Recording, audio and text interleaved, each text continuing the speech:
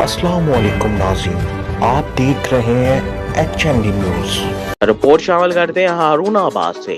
جاری نمائندگان غلام محی الدین کی رپورٹ کے مطابق ہارون آباد کے نواحی علاقہ فقیر والی میں واٹر سپلائی اسکیم پر 4 مسلح ڈاکوؤں کی اسلحہ کے زور پر واردات۔ مسلح ڈاکو سپلائی اسکیم کے ملازمین کو یرغمال بنا کر 2 ٹرانسفارمر، 2 ہیوی موٹریں، آپریٹر کا موٹر سائیکل 125 اور 4000 روپے نقدی لوٹ کر فرار ہو گئے۔ پولیس تھانہ فقیر والی نے مقدمہ درج کر لیا۔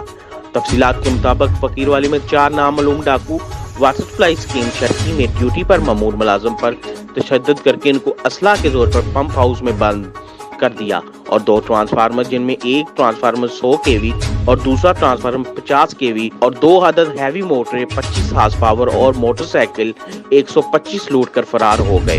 اطلاع ملنے پر پولیس تھانہ فقیر والی نے incharge union council Mudassar Idrees کی مدعیت میں مقدمہ درج کر کے تفتیش کا آغاز کر دیا ہے۔ مزید نیوز اور اپڈیٹ کے لیے دیکھتے رہیے HND نیوز۔